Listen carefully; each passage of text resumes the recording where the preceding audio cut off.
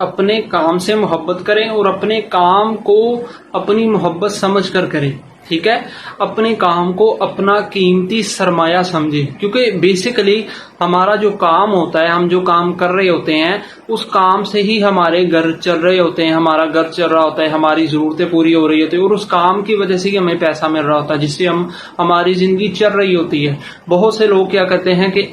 وہ ایک نیا کام شروع کرتے ہیں، ان کا مائنڈ سیٹ ہوتا ہے کہ مجھے اس میں سکسیس چاہیے، یہ کام میری زندگی بدل دے گا میں اگر اس کام کو کروں گا، ٹھیک ہے نا؟ لیکن وہ کیا کرتے ہیں کہ وہ اس کام کو دل لگا کر نہیں کرتے، وہ اس کام کو اچھی نیت کے ساتھ، اچھے ارادے کے ساتھ یا اچھی سوچ کے ساتھ نہیں کرتے۔ وہ کرتے ہیں لیکن انہیں یقین نہیں ہوتا کہ وہ کام ان کی زندگی بدل دے گا، تو پھر وہ کام جو ہوتا ہے وہ اس بندے کے اندر انٹرسٹ نہیں لیتا۔